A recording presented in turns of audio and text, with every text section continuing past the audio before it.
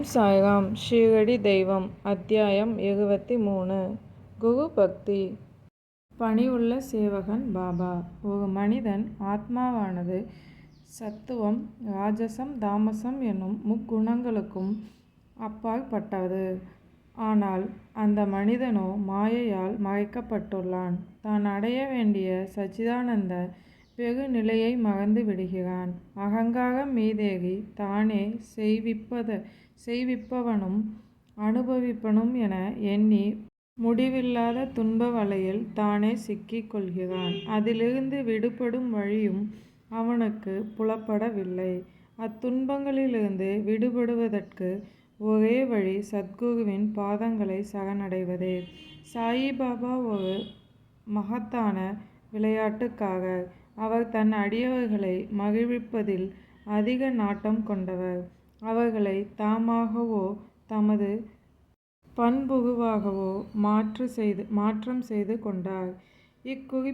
குறிப்பிட்ட காரணங்களால் சாயிபாபா ஓர் அவதாரமே என்பது புலனாகிறது. ஆனால் தனக்கு இத்தகு சிறப்புகள் இருந்தாலும் தன்னை ஒரு சேவகன் என்றே கூறுவார். அவர் ஒரு அவதாரமாக இருந்தாலும் கூட மக்கள் எவ்வாறு முறையறிந்து வாழ வேண்டும் என்பதையும் வர்ணாசிரமத்திற்கேற்ப கடமைகளை செய்ய வேண்டும் என்பதையும் உணர்த்தி வழிகாட்டினார். அவர் எப்போது தன்னை மற்றவர்களைப் போல போட்டியிட்டு தான் மேலானவன் என்பதை காட்டிக்கொள்ள எவ்வித முயற்சிகளையும் மேற்கொண்டவர் இல்லை. தனக்கென அவர் எதையும் யாரிடமும் கேட்டதில்லை. இவ்வுலகில் உள்ள அனைத்து அசையும் மற்றும் அசையா பொருட்களில் எல்லாம் கடவுள்களைக் கண்ட அவருக்கு தன்னைத்தானே மிகைப்படுத்த விரும்பாமல் பணிவு கொண்டவராகவே வாழ்ந்தார். அவர் யாரையும் புறக்கணித்ததில்லை. அந்த பரம்பொருளாகிய நாராயணனை இவ்வுலகின் அனைத்து ஜீவராசிகளிலும் கண்டார். தன்னை எப்போதும் அவர் கடவுள் என்று சொல்லிக் கொண்டதில்லை. தன்னை ஒரு பணிவுள்ள சேவகன் என்றே கூறிக்கொண்டார். எப்போதும் அந்த பரம்பொருளை நினைவில் வைத்துள்ளதாகவும் கூறிக்கொண்டார். அல்லாஹ் மாலிக் என்றும் உச்சரித்து கொண்டிருந்தார். அவர் காலத்திற்கு முன்போ அல்லது அவர் வாழ்ந்த காலத்திலோ பல்வேறுபட்ட முனிவர்கள் ஞானிகள் வாழ்ந்திருந்தாலும் அவர்களின் செயல்பாடுகள் எதனையும் அவர் அறிந்து கொண்டதில்லை. அறியாமை இருளில் தவிக்கும் மக்களுக்கு கடவுளின் அருளால் அவர்களை விடுவிப்பதற்காகவே அவர்களின் அவதாரமும் நிகழ்ந்திருக்கிறது. நமக்கு முன் செய்த நல்வினை பயன்களின் சேமிப்பு இருந்தால் மட்டுமே மகான்களின் கதைகளையும் அவர்தம் லீலைகளையும் கேட்பதற்கு ஓர் ஆர்வமும் அதற்கு ஓர் வாய்ப்பும் நமக்கு கிட்டுகின்றது. இவ்வத்தியாயத்தில் கூறப்பட்டுள்ள சில முக்கிய கதைகளை காண்போம். யோகமும் வெங்காயமும். நானா சாஹிப் சந்தோர்கருடன் ஒரு யோக பயிற்சியாளரும் ஒருமுறை ஷீரடிக்கு வர நேரிட்டது. அந்த யோக பயிற்சியாளர் பதஞ்சலியின் யோக சூத்திரங்கள் உள்ளிட்ட அனைத்து யோக பயிற்சிகளையும் ஏட்டளவில் கற்றிருந்தார். ஆனால் யோக பயிற்சிகள் தொடர்பான நடைமுறை அனுபவங்கள் அவருக்கு ஏதுமில்லை. தன் மனதை ஒருமுகப்படுத்துதல், சமாதி நிலையில் சிறிது நேரம் நிற்றல் என எதையும் அவரால் மேற்கொள்ள இயலவில்லை. தான் சாயிபாபாவை மகிழ்வுபடுத்தினால் சமாதி நிலை எய்துவதற்கு வழிகாட்டுவார் என்று எண்ணினார். இக்குறிக்கோளை மனதில் கொண்ட அவர் ஷீரடிக்கு வந்தார். அவர் நேராக மசூதிக்கு சென்றார். அங்கு சாய்பாபா ரொட்டியை வெறும் வெங்காயத்துடன் சேர்த்து உண்டு கொண்டிருந்ததை கண்ணுற்றார். இதை கண்டதும் அவர் மனதில் ஒரு எண்ணம் எழுந்தது. மட்கிப்போன ரொட்டியுடன் வெறும் வெங்காயத்தை சேர்த்து உண்டு கொண்டிருக்கும் இவர் எங்கனம் நம் குறிக்கோளுக்கு உதவி செய்ய முடியும் என்றெண்ணினார். சர்வ வியாபியான சாயிபாபா அப்பயிற்சியாளரின் உள்ளத்தை படித்தறிந்தார். அவர் நானா சாஹிப்பிடம், ஓ நானா, வெங்காயத்தை ஜீரணிக்கும் ஆற்றல் உள்ளவன் மட்டுமே அதனை உண்ண வேண்டும், மற்றவர்கள் அதனை உண்ணக்கூடாது என்றார். பாபாவின் வார்த்தைகளை கேட்ட மாத்திரத்தில் யோகி ஆச்சரியத்தால் செயலிழந்தார். பின்னர் பூரணமாய் பாபாவை சரணடைந்து அவர் பாத கமலங்களில் வீழ்ந்து வணங்கினார். அவர் மீது முழு நம்பிக்கை கொண்ட யோகி அதன் பின்னர் தனது கவலைகளை சொல்லி அதற்கான விடையையும் பாபாவிடமிருந்து பெற்று கொண்டார். மன திருப்தியும் மகிழ்ச்சியும் அடைந்த யோகி பாபாவின் உதியையும் ஆசீர்வாதங்களையும் பெற்று கொண்டு அவர் ஷீரடியை விட்டு நீங்கினார். ஷாமாவுக்கு பாம்பு கடியை குணப்படுத்திய பாபா. ஹேமந்த் பந்த் நம் ஆத்மாவை கூண்டில் அடைப்பட்டு கிடக்கும் கிளிக்கு உவமையாக கூறுகின்றார். நம் ஆத்மா நம் உடல் என்னும் கூண்டில் அடைப்பட்டு உள்ளது. கிளியும் ஒரு கூண்டில் வைக்கப்பட்டுள்ளது. கட்டுண்டு கிடக்கும் நம் ஆத்மாவானாலும் சரி, கூண்டில் அடைக்கப்பட்ட கிளியானாலும் சரி, தற்போதைய நிலையே அவைகளுக்கு நன்மையானது என்கிறார். ஏனெனில் கடவுளின் அருளால் ஒரு குருவியின் தொடர்பு கிடைக்கும் போது நம் கட்டுகளிலிருந்து நாம் விடுபட்டு விடுவோம். நம் அகக்கண்கள் திறக்கப்படுகின்றன. வாழ்வின் குறிக்கோளை எட்டும் நிலைக்கான பாதைக்கு நாம் குருவியின் அருளால் சென்றடைவோம். அந்நிலையை நாம் அடையும் போது நம் முந்தைய வாழ்க்கை மிகவும் சூன்யமானது என்பதை நாம் உணர தலைப்படுவோம் என்கிறார். ஒருமுறை ஷாமாவை நச்சுப்பாம்பு ஒன்று கடித்துவிட்டது. அவரது கையில் உள்ள சுண்டு விரலில் கடித்ததால் விஷமானது உடல் எங்கும் பரவ தலைப்பட்டது. விஷம் பரவ பரவ வலியும் வேதனையும் அதிகமாகிவிட ஷாமாவும் தான் இறந்து விடுவோம் என்ற முடிவுக்கு வந்துவிட்டார். இது போன்ற விஷயங்களுக்கு பாம்பு கடித்தவர்களை விட்டோபா கோயிலுக்கு கொண்டு செல்லுவது வழக்கமாய் இருந்தது. எனவே ஷாமாவின் நண்பர்கள் அவரை விட்டோபா கடவுளிடம் எடுத்துச் செல்ல விரும்பினர். ஆனால் ஷாமா அதற்கு ஒத்துக்கொள்ளவில்லை. தனது விட்டோபா சாயிபாபாவே என்றெண்ணிய ஷாமா உடனே மசூதிக்கு ஓடி வந்தார். அவரை பார்த்ததும் சற்றும் எதிர்பாராத வகையில் பாபா திட்டவும் கண்டிக்கவும் ஆரம்பித்தார். ஆவேசமடைந்த பாபா ஷாமாவை பார்த்து, "ஓ இழந்த பதுர்த்தியா பூசாரியே, மேலே ஏறாதே, அங்கனம் ஏறினாயோ ஜாக்கிரதை" என்று கர்ஜித்தார். "போ, அப்பாலே போய் கீழிறங்கு" என்று மேலும் சொல்லி கர்ஜித்தார். இங்கனம் பாபா சீற்றமடைந்து கத்துவதை பார்த்த ஷாமா பாபா கத்துவதன் காரணம் அறியாமல் குழம்பிப் போனார். பாபா ஏன் தன் மீது இவ்வளவு சீற்றம் கொண்டுள்ளார் என்ற காரணம் அறியாத ஷாமா, நாம் சாய்பாபாவே நம் ஒரே அடைக்கலம் என்று எண்ணி இருக்கிறோம். இங்கனம் நாம் கட்டப்பட்டால் எங்கே நாம் செல்வது என எண்ணி கவலை அடைந்த ஷாமா உயிர் பிழைப்போமா என்ற நம்பிக்கை இழந்தவராய் எதுவும் பேசாமல் அமைதியாய் இருந்தார். சிறிது நேரம் சென்றபின் பாபா அமைதியானார். அப்போது ஷாமா மேலே சென்று பாபாவின் அருகில் அமர்ந்தார். பாபா அவரிடம், "பயப்படாதே, எல்லளவும் கவலைப்படாதே. கருணை உள்ள பக்கிரி உன்னை காப்பாற்றுவார். போய் உன் வீட்டில் அமைதியாய் அமர்ந்திரு. வெளியில் செல்லாதே. என்னை நம்பு. அஞ்சாதே. கவலைப்படாமல் இரு" என்று கூறினார். பின்னர் ஷாமா அவர் வீட்டிற்கு அனுப்பப்பட்டார். அதன் பின்னர் அவர் விரும்புவதை சாப்பிட்டுவிட்டு படுத்து உறங்காமல் நடந்தபடி இருக்க வேண்டும் என்றார். படுத்து உறங்கவே கூடாது என்று திட்டவட்டமாக கூறினார். அவருக்கு துணையாக தாத்யா பாட்டிலையும் காக்கா சாஹிப் தீட்சித்தையும் அனுப்பினார். பாபா சொன்னதை ஷாமா செயல்படுத்தினார். சிறிது நேரத்தில் ஷாமா குணப்படுத்தப்பட்டார் என்பதை சொல்ல வேண்டியதில்லை. இதிலிருந்து நமக்கு உணர்த்தப்படுவது பாபாவின் மொழிகள் 5 எழுத்து மந்திரங்கள் எனப்படுகிறது. "போ, அப்பாலே ஓடு, கீழிறங்கு" என்பன போன்றதாகும். இது மேலெழுந்த வாரியாக அர்த்தம் விளங்காதிருந்தாலும் இவை ஷாமாவை நோக்கி கூறப்பட்டவை அல்ல. அவை ஷாமாவின் உடலில் புகுந்து இரத்த ஓட்டத்துடன் கலக்க வேண்டாமென்று பாம்புக்கும் அந்த விஷத்துக்கும் இடப்பட்ட நேரடி கட்டளையாகும். மந்திர சாஸ்திரத்தில் கூறப்பட்டுள்ள முறையின்படி மற்ற மந்திரவாதிகளைப் போல அரிசியையோ தண்ணீரையோ உபயோகப்படுத்தி மந்திர உச்சாடனம் செய்யாமல் அவர் தம் வாய்மொழியே மந்திரச் சொற்களாய் நின்று ஷாமாவின் உயிரை காப்பாற்றியது. பாபாவின் இது போன்ற கதைகளை கேட்கும் எவனும் சாய்பாபாவின் பாதங்களில் உறுதியான நம்பிக்கையினை அடைவான். இவ்வுலக வாழ்வில் மாயை என்னும் பெருங்கடலை கடக்க சாயிபாபாவை நினைவில் வைத்திருப்பதே எப்போதும் ஒரே வழியாகும். மூட நம்பிக்கைகளை தகர்த்த பாபா ஒருமுறை நச்சுத்தன்மை வாய்ந்த காலரா ஷீரடியில் தாண்டவம் ஆடியது. இதனால் அச்சம் கொண்ட ஊர்க்காரர்கள் ஊரின் புறத்தே உள்ள தொடர்புகளை எல்லாம் நிறுத்தி கொண்டனர்.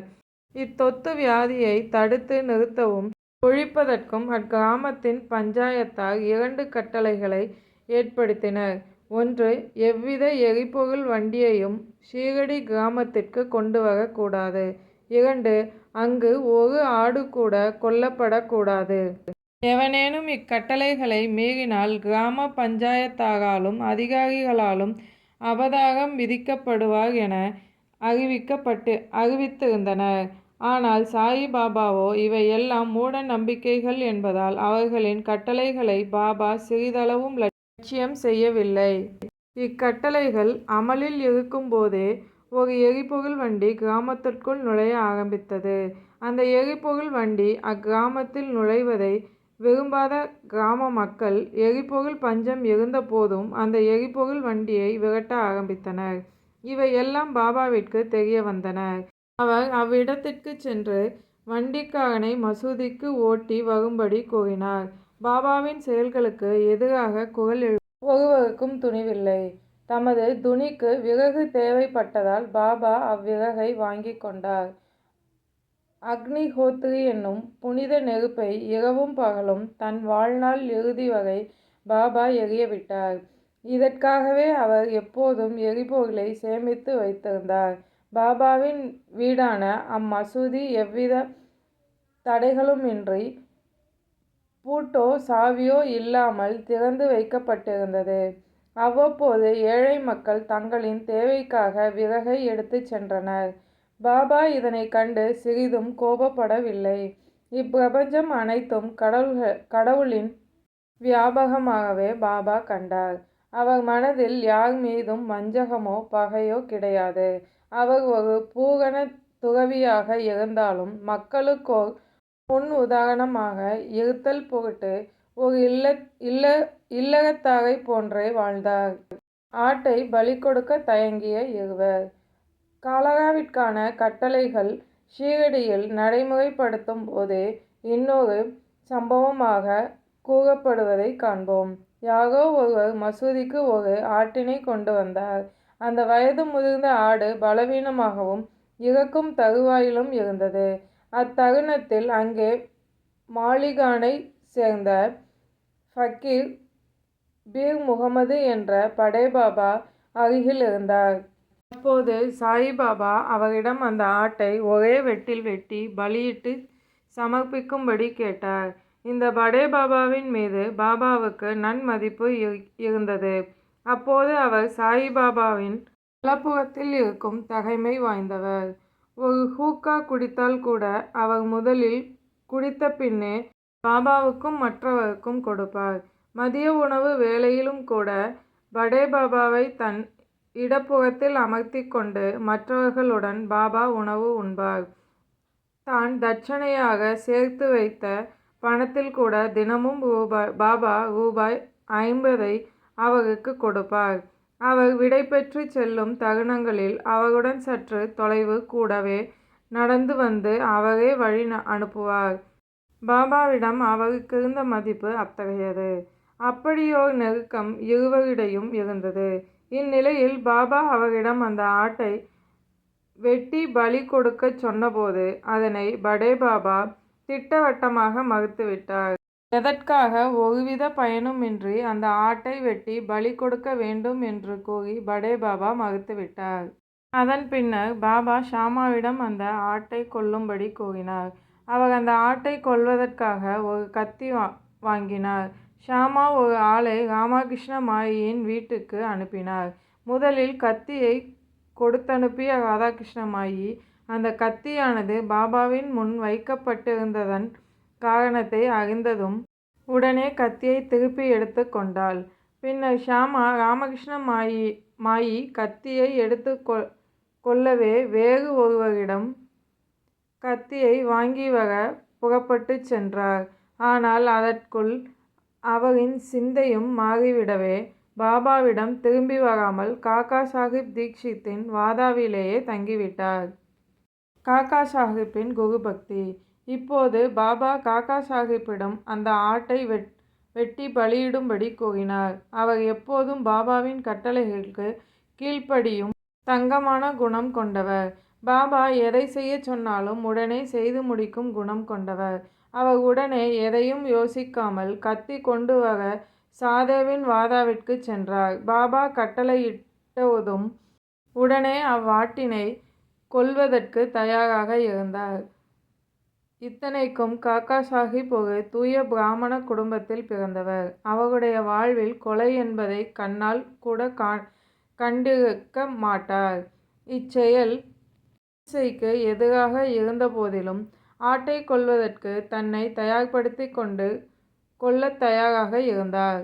முகமதியரான படே பாபா அவ்வாட்டினை கொல்வதற்கு தயங்கிய சூழலில் ஒரு பிராமணரான காக்கா சாஹிப் அதை கொல்வதற்கு தயாராக நின்றார். அதை கண்ட அனைவரும் ஆச்சரியப்பட்டனர்.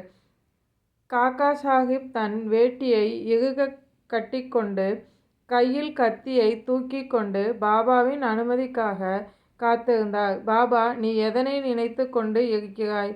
அதனை உடனே வெட்டு என்றார் கட்டளையாக. காக்கா சாஹிப்பும் தயாராய் இருந்த கத்தியை கையில் எடுத்துக்கொண்டு கையை ஓங்க அத்தருணத்தில் பாபா உடனே, நிறுத்து, நீ இவ்வளவு கொடுமையானவனாக இருக்கிறாயே, ஒரு பிராமணனாய் இருந்து கொண்டு ஒரு ஆட்டை கொல்ல துணிகிறாயே என்றார். உடனே காக்கா சாஹிப் அவர் சொல்லுக்கு கீழ்ப்படிந்தவராய் கத்தியை கீழே போட்டார். அவர் பாபாவிடம், தங்களின் அமுத மொழியின்படி நீங்கள் கூறும் அனைத்தும் எங்களுக்கு சட்டமாகும். நாங்கள் வேறு எந்த சட்டத்தையும் கண்டறியோம். எப்போதும் தங்களையே நினைவில் கொள்கிறோம். தங்களின் ரூபத்தை தியானிக்கிறோம். இரவும் பகலும் உங்களுக்கே கீழ்ப்படுகிறோம்.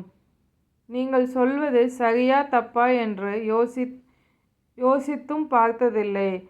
அது எங்களுக்கு தெரியவும் தெரியாது. அதை நாங்கள் கருதுவதும் இல்லை. இதற்கான காரணத்தை ஆராய்வதோ விவாதிப்பதோ நாங்கள் விரும்புவதில்லை. தங்களின் கட்டளைகளுக்கு கீழ்ப்படிதலை பற்றி நாங்கள் என்றுமே ஐயுறுவதில்லை. தங்களின் மீதுள்ள பற்றின் காரணமாக எங்களின் கடமையை பணிவுடனும் பண்புடனும் நடத்தி மகிழ்வோம். அதுவே தர்மம் ஆகும் என்றார். அதன் பின்னர் பாபா காக்கா சாஹிப்பிடம் தாமே பலியிடுதலையும் ஆடு வெட்டும் வேலையையும் செய்து விடுவதாக கூறினார். பக்கீர்கள் அமரும் இடத்தில் ஆட்டை வெட்டுவது என முடிவு செய்யப்பட்டது. ஆனால் ஆடு அவ்விடத்தில் வெட்டப்படுவதற்கு முன்னரே வழியிலேயே இறந்து வீழ்ந்தது.